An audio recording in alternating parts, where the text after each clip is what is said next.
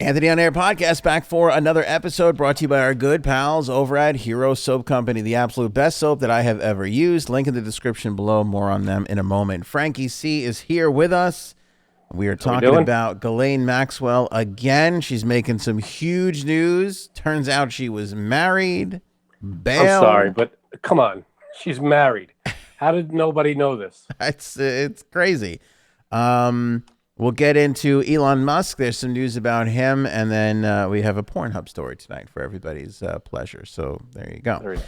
All right, let's start with Ghislaine Maxwell. Story kind of broke over the weekend that she's looking to get out on bail. And it was revealed that she is married. And we kind of found these both out because, as it turns out, the husband is putting up the cash for her to get out, which, by the way, I feel like I was in on this. I've been talking about it. I'm not the only one, but I'm in on this side. I'm at the forefront, I feel, of this woman has no money. I've been saying this for a little while, that she got paid by Epstein. She ran around in all these circles. She knew people with money. Supposedly there was some money there, but I don't think that she had as much money as everybody thought she has. And that's pretty evident now in the fact that she's trying to get out on bail at almost $30 million is what her lawyers are proposing. And her husband, whether or not you have money, that's a big chunk of change. She might be she might have $10 million, but that's not going to do it. Yeah, you know what? I was going to say, honestly, I bet you she's probably around like 3 or 4 million. I think she's got money, but I don't think she's got in her little echelon of crew that she's hanging with. I don't think she got that money. Which maybe not. Yeah, which I think. How does it work with Epstein? Like, I don't know if you would know the answer to this, or maybe someone could let us know in the comments. I know the answer to everything. Try me out. Oh, okay. So Epstein killed himself. Mm-hmm. We're going with. Do you think he left her anything? And is that even is he even able to? According to what we know, that the night before he was found in his cell, not in Mexico at the ranch, but at his cell, that he had put everything into a trust for his brother. Everything. That everything went into this trust, and his brother was, what do they call that, an executor or whatever it was? So that's how his brother wound up with all the money. Beneficiary, yeah. But supposedly his brother, again, we talked about this too. By the way, we'll link a playlist. We'll do all our Ghislaine Maxwell Epstein stories. We have all on one playlist. So if you want to catch up on old news, you can. It's a lot. It's a lot, but you can definitely watch all of them, or at least the beginning, because we always do this story first. His brother was the one who set up this fund, the victims fund. So his brother is not a total piece of garbage, if you want to say he is, for taking some of this money, but at least he's trying to do the right thing, I guess. I don't know. I'm not going to defend his brother or prosecute him, but he didn't have to do anything. At least there's something there. He probably could have gone and doing nothing. Done more. No. I'm saying he could have done nothing. Yeah, he could have probably skirted and whatever. But I mean, it's weird because I don't know how close they were, and like, what would you what? It's a tough thing. It's a weird. I don't think they were close though, right? That's the story, that they were not very close. I don't think so. I mean, and how would we even really know? We didn't know this woman was married till 5 minutes ago. Right. I mean, what do you do? That's a tough situation. You're given billions. I mean, you give most of that to the fund. I mean, and that's the thing. If not all of it. And that's the thing. Like, you could probably pocket 30-40 million bucks. You could pocket, I don't have to work any more money. A few billion goes to this thing. That seems like plenty. Yeah, I mean, that's the thing. I mean, that's what I would guess he would do. I mean, honestly, we all want to be better people, but I'm sure most of us, if faced with, here's like $3 billion, you would be like, okay, let's give away most of it. I'm going to keep a couple mil for me, so I don't got to work. A couple mil is like pennies compared to billions. Yeah. And this guy's not probably, if he's a good guy, it's not like he did anything wrong. Who knows? I'm not here to defend. No. But it's the Epstein family in any way. It's fun to kind of put yourself in those shoes, because if that were me, like, I know that I would be like, all right, I'm going to take I'm going to take some of this and do not work any more money. But I would try and do something with my life that was positive. And, Right. I would use this. I'm not going to work time because I'm living off this money to do something like, it's something positive. Because you're a decent human being. Yeah, because you don't want to feel like if you take that money and just live on a tropical beach for the rest of your life. That's a scumbag move. Kind of scumbaggy, I mean, take your occasional vacation, money. Okay, but that's filthy money. You don't want to set yourself up like a king. All right, that's so a scumbag thing to do. Yeah, so over the weekend they talked about we kind of knew that this was coming. Today, they had to, because obviously everything that gets filed gets made public. Today they filed with the U.S. District Court in Manhattan. She's proposing a $22.5 million bond co-signed by her and her spouse, which is how we know this, as I said, who according to the filing, they were married in 2016 and secured by all of their assets. Most of the remaining bail, which is another $6 million, would be posted by friends and family. The filing said that Maxwell vehemently maintains her innocence and is committed to defending herself. A spokesman for the acting U.S. Attorney, Audrey Strauss in Manhattan, declined to comment on the filing. So that is the latest information. So a couple interesting nuggets there. She was married in 2016. So again, this is insane that nobody, investigative reporters, people doing in-depth stories on this whole thing.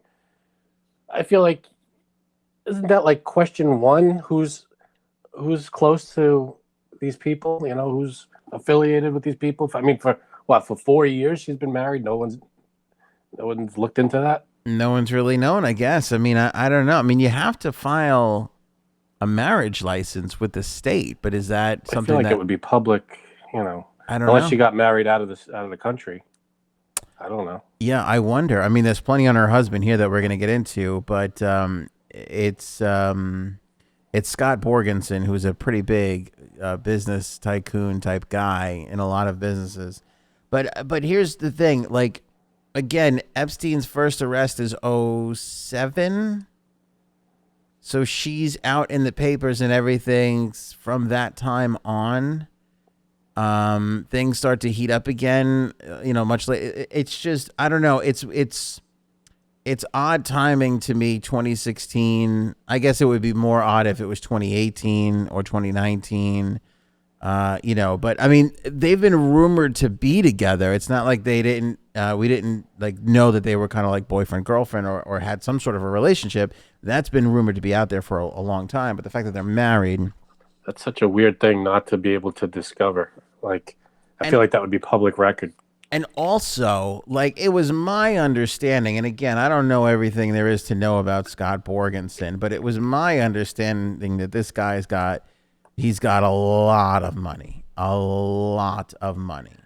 has a type. Yeah, and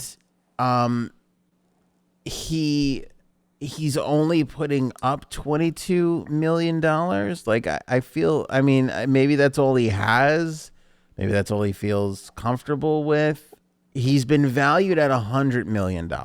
So that's a big chunk of his money then. It is a quarter of his money. It is, but why 22? And then she's got to scrounge around to family and friends, which supposedly her brothers, her siblings are footing most of the bill for that.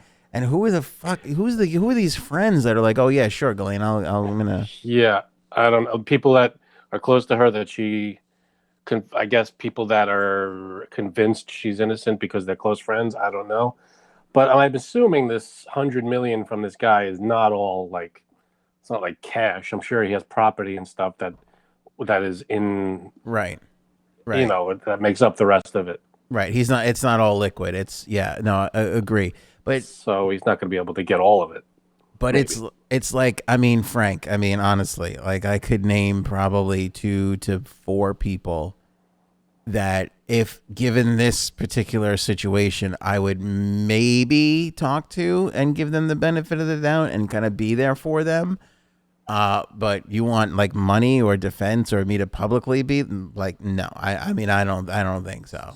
I don't I really mean, think I so. don't know what friends. Yeah, yeah. I mean, that in her day or whatever, I'm sure she's made close friends. I don't know how close. You'd have to be really close to back her up with this.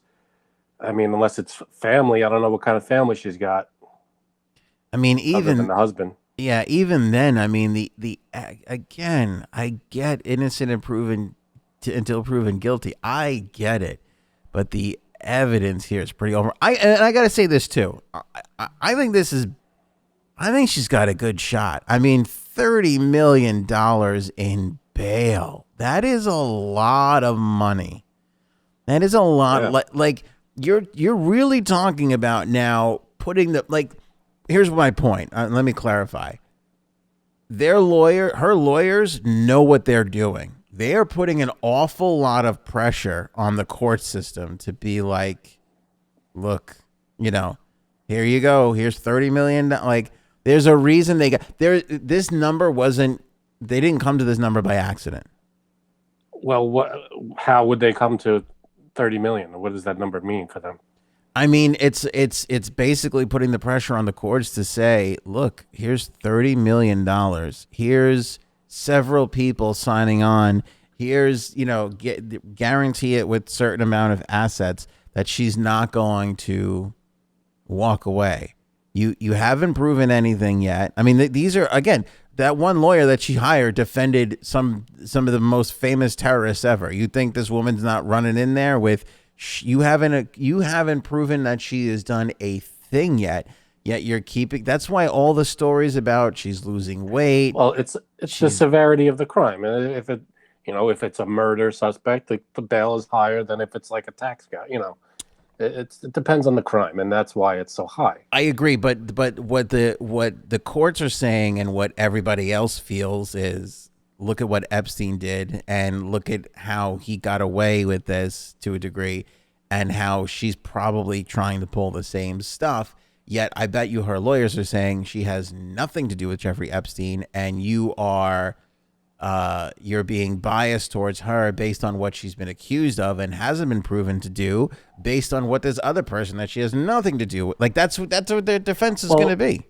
Yeah, but in terms of the bail, I mean, it's not a bias. It's what she's accused of. It's not like the judge is like, well, I don't like you. It's the fact that she's being charged with something. No, I think the judge is doing something. Yeah, I think the judge is doing the right thing. I just think I'm worried now. I just feel like this is a lot of like you guys like you're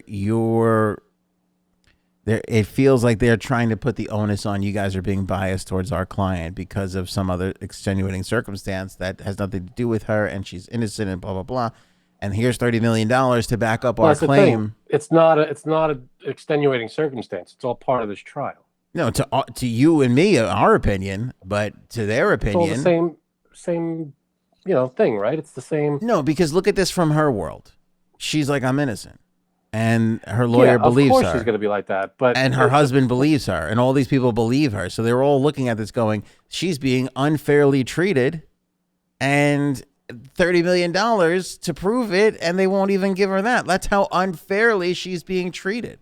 Like if they do get it. Great. And if they don't get it, they're going to take that shit into trial and go, look at how much she's being persecuted. We offered up so much money just to prove this and blah, blah, blah. And the government still wouldn't take it and they're persecuted. That's what they're going to do. That's what I think they're going to do. Maybe, but I don't think, I mean, even if they go with that, I don't think you're going to get much sympathy from a jury.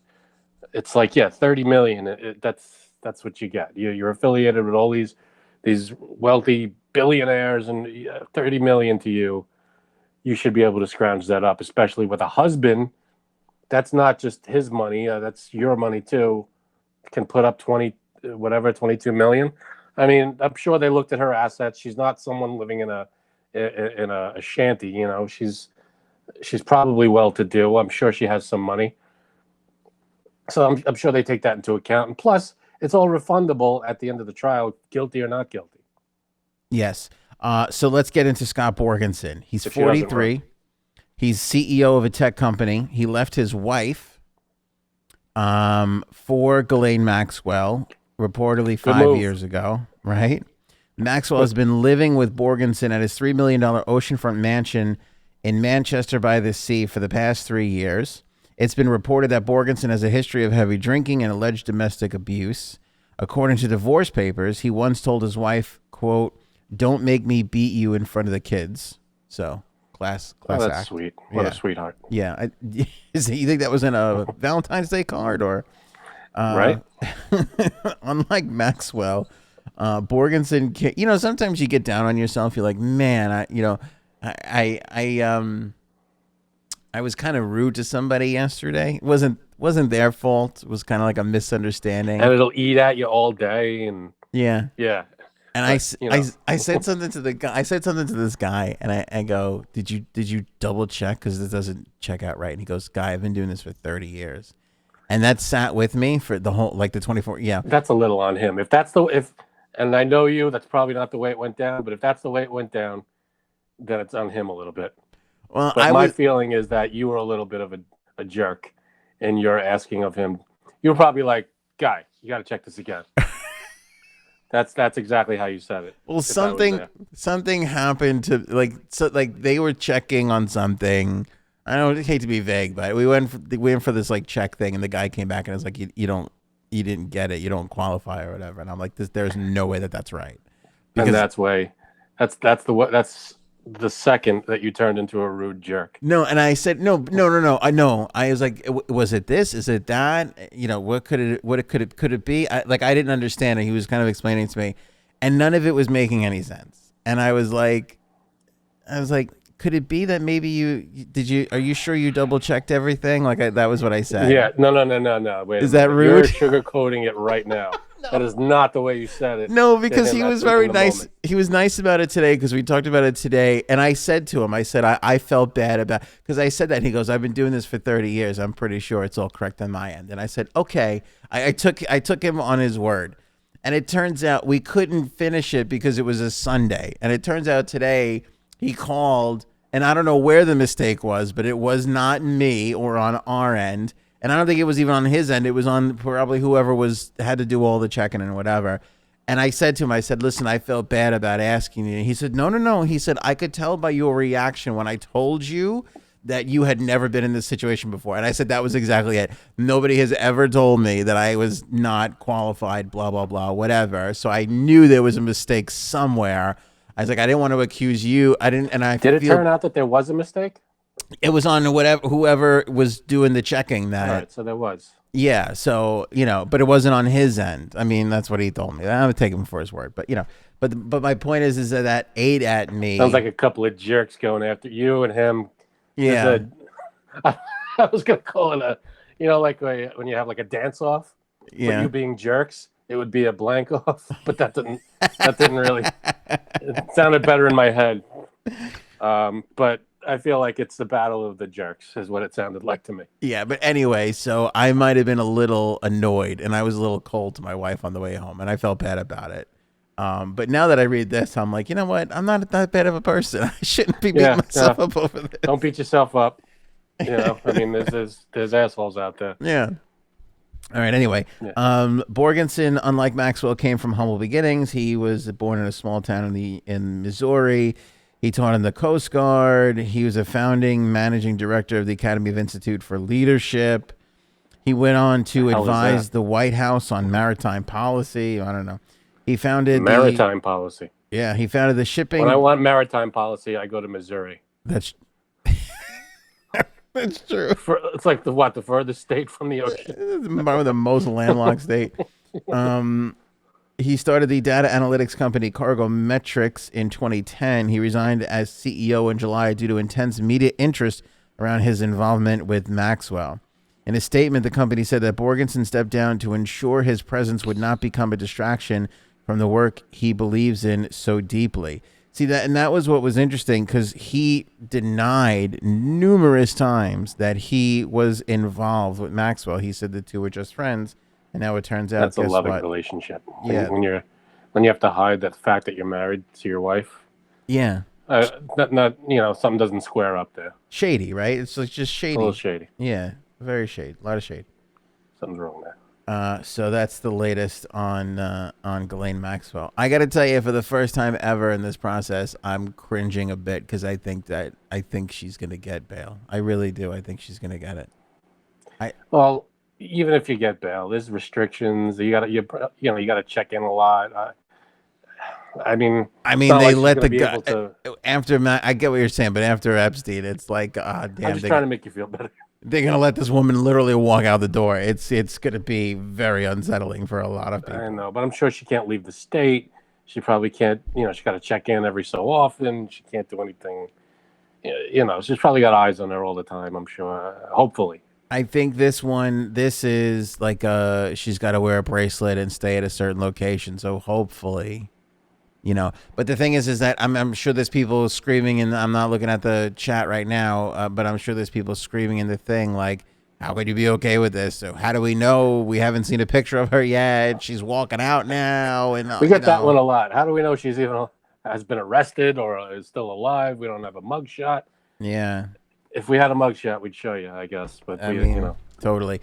Hero Soap Company, sponsor of this episode and the podcast. Love these cats. Perfect gift. Still time to get yourself a subscription for the person who loves to be clean in your life. Hopefully that's everybody. And the person who loves America, because that's what this soap is all about. Started by a veteran. It's veteran owned and operated. You buy a bar, they send a bar over to the troops, and then they take a little bit out of what they've made off of this thing, and then they help build homes for veterans, mortgage free. You could not have. We always talk about Ghislaine Maxwell and some pretty crummy people. You could not have the more opposite people running this company than the people that are running Hero Soap Company. They are truly amazing, and they make an amazing product. That's the best part. If this was all niceties and the product was like, it would still be great, but the product is amazing. I love it so. It's the only soap that I use. So grab a bar of soap, and like I said, if you're looking for that $50, $100 gift for somebody for the holidays, you can literally buy a half a year, a full year of soap, work out a subscription, save the 20% by using the promo code ANT, and get that loved one something really, really nice, and everybody comes out the winner. Speaking of winner, Elon Musk is moving to Texas. I feel like Joe Rogan started this trend. Joe Rogan's like, I'm moving to Texas. What is going on in Texas?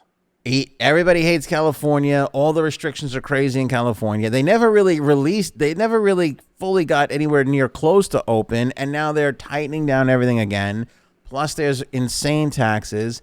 Plus, it's because of COVID?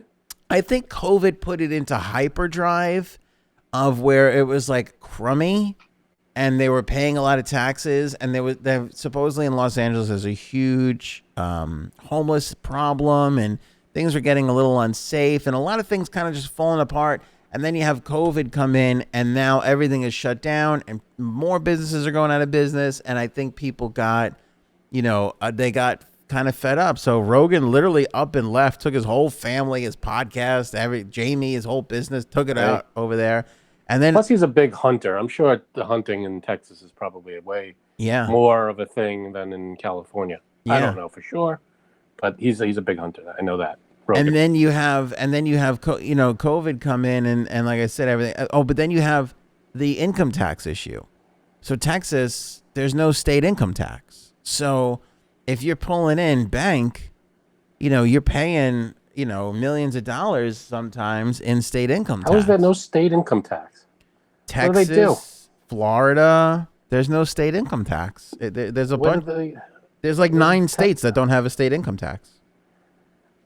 I don't know how they function as a state, but okay. I want everybody watching and listening to look at Frank's reaction right now. This is the reaction of a person born and raised in New York who not only pays federal income tax and pays state income tax, but paid city income tax for the longest time. Like this, not anymore, baby. Well, now he lives on Long Island. He doesn't pay city anymore, but we didn't even know any different. Like we had no. I remember when I moved out of the city, and I go, I got a little bit more of my check here. What's going on? There's something you didn't take out, and I'm like, oh, wait a second. I don't. Yeah, you live here now, not here, so you pay less. Oh, what? You could literally. The trade off is that there are higher taxes out here, property taxes. Property taxes, yeah, but you could literally move 3 blocks, in certain areas and not pay city tax. It's insane. That's true. It's really, really insane. But that's basically it. And Elon Musk said that COVID has basically put everything into hyperdrive, and that's with most people that's like just an expression, but I'm sure he's got some kind of hyperdrive thing going. To put my whole company into hyperdrive. I'm sure he is. But now, I mean, you literally, so he's going there, and there's a bunch of other people that are going there. And according to Business Insider, the world's 3 richest people are set to pay $0 in state income taxes this year. What are we doing? Because they've moved. Yeah. So now, can I say something? No. I'm on both sides of the fence on this one, Rainbow Bright. I don't know what's going on with this lighting, and all of a sudden, there we go. Watch. Every time I wipe my hand, we're back. It's like a magic trick. I don't know what that is. I love the internet in your house. It's great. Those just listening. A lot of visual stuff happening here. Yeah, right. Frank was in like a rainbow color for whatever reason. But anyway. Chalk it up to my internet, but go ahead. This might sound hypocritical, but this is just how I feel. I don't expect people in Florida to pay state income tax. If you live in a state where there's no state income tax, I am okay with it. I am fine with it. My parents live in Florida and don't pay any state income tax. That's a reason why a lot of people retire to go down to Florida, because cost of living is easy, and they don't pay the state income tax, right? And so I'm okay with that. But I do have a really big problem with billionaires getting out of paying taxes. It's unbelievable. I mean, it's not like they're struggling. It's not like they gotta, live paycheck to paycheck. Pay your share. Come on, we're all living in this country. And listen, we're all, I'm very off the land or whatever. I'm very, I don't put my political beliefs out a lot. But I am very fiscally conservative. I'm fiscally conservative. I'm a fiscally conservative kind of a guy. Socially I'm a little bit different, but fiscally, I like, let's not spend more than we have. Let's let's justify everything, and we need programs for sure, but we don't need programs maybe for every last thing that's happening on the planet. We don't have to necessarily save all the rare crickets and shit like that. But crickets, they would do the same for you. I know, you heartless bastard.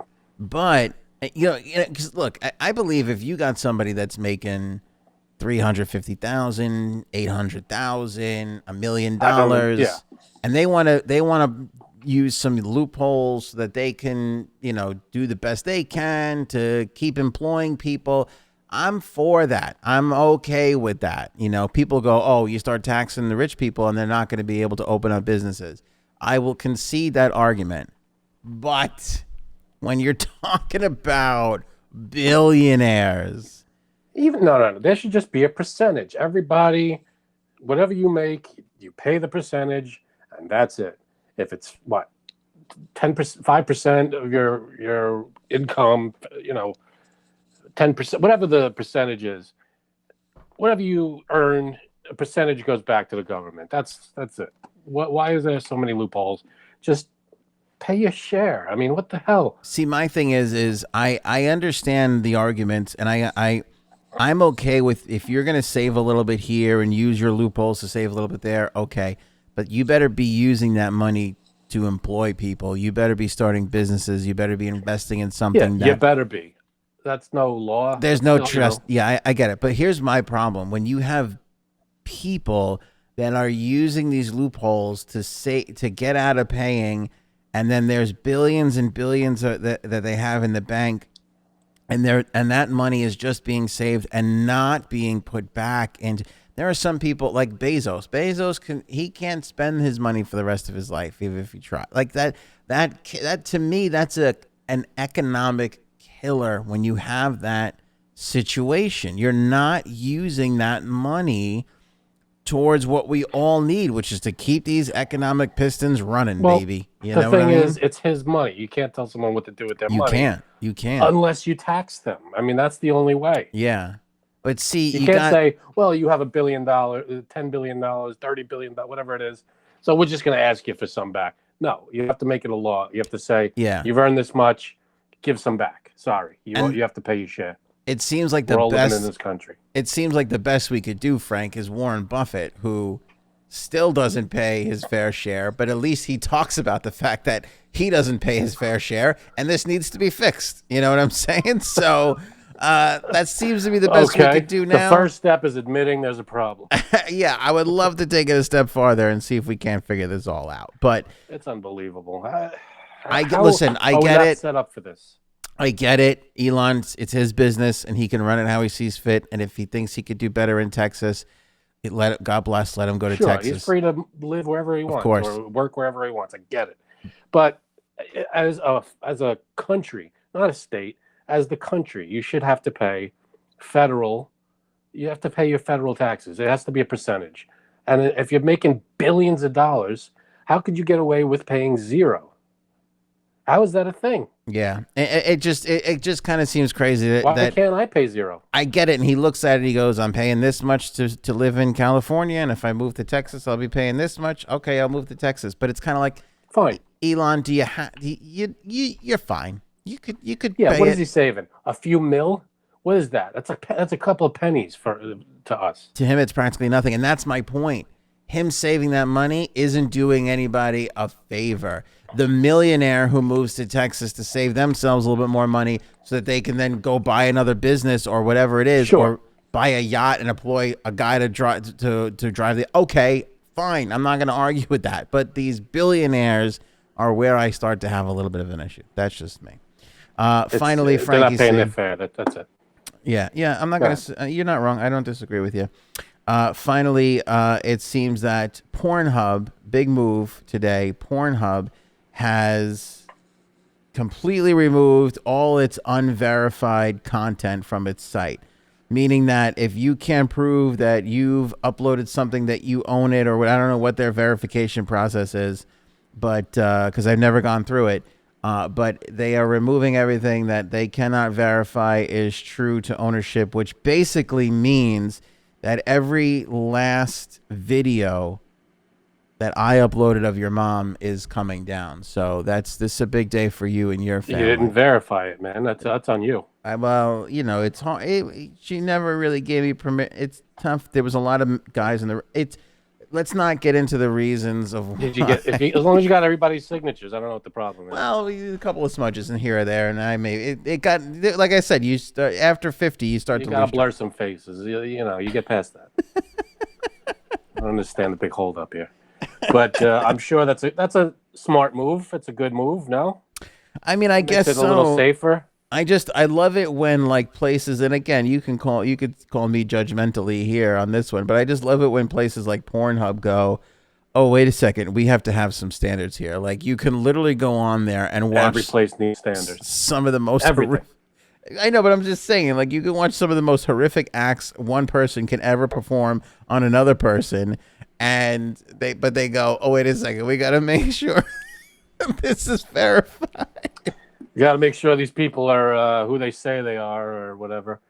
It's, I mean, everything. You go to, I'm sure there are strip clubs and places, they all have codes to live up to and stuff. But whose job is that? Who's Pornhub verified guy? Who's sitting there going, Kimmy? I'm sure there's an office building somewhere that people are just, I don't know.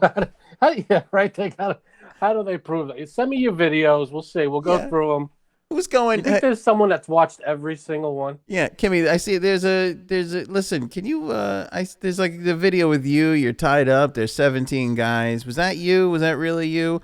Also, I noticed there was a small person involved, and they were shooting different objects at some of the guy. Was that? Can you tell us that person's name, please, so we can get that? Were those Nathan's Franks or? I mean, what kind of deli meats you got in? I don't know. I don't know what the process is, but I'm glad at least they're taking a step in a safer direction. That's a good thing. It's a good thing. One step closer to legitimacy. Finally, Frankie C. Jake Paul has offered Conor McGregor $50 million to fight him. I think we're gonna get a Jake Paul. is the death of Jake Paul. I think we're going to get a Jake Paul Conor McGregor fight. I think that Jake Paul is an entertainer. I think he's a good fighter after he knocked out that last guy. And he's jacked up. He's a big dude too. But Conor's Conor, right? Conor's a professional guy.